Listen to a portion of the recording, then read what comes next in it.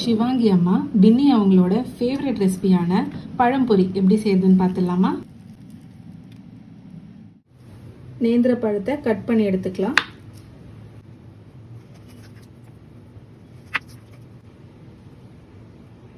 வேணும்னா இன்னும் கொஞ்சம் தின்னா கூட ஸ்லைஸ் பண்ணிக்கோங்க. பவுலில் 1/2 கப் மைதா, 1 டேபிள் ஸ்பூன் அரிசி மாவு, 2 சிட்டிகை பேக்கிங் சோடா, கொஞ்சமாக மஞ்சள் தூள், கொஞ்சமாக உப்பு, 2 டேபிள் ஸ்பூன் சுகர், வெள்ளை எள்ளு இல்லைன்னா கருப்பெள்ளு எது இருக்கோ சேர்த்துக்கோங்க. இது லைட்டாக மிக்ஸ் பண்ணிக்கலாம். கொஞ்சம் கொஞ்சமாக தண்ணி ஆட் பண்ணி பஜ்ஜி மாவு பதத்துக்கு கலந்து எடுத்துக்கலாம்.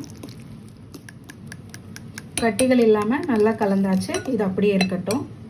எண்ணெய் சூடாயிடுச்சு. நம்ம கட் பண்ணி வச்சுருக்கிற வாழைப்பழத்தை மாவில் நல்லா டிப் பண்ணி ஆயிலில் ஃப்ரை பண்ணிக்கலாம்.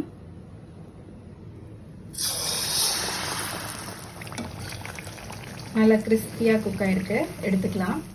பழம்பொரி ரெடி. வாங்க சர்வ் பண்ணிடலாம்.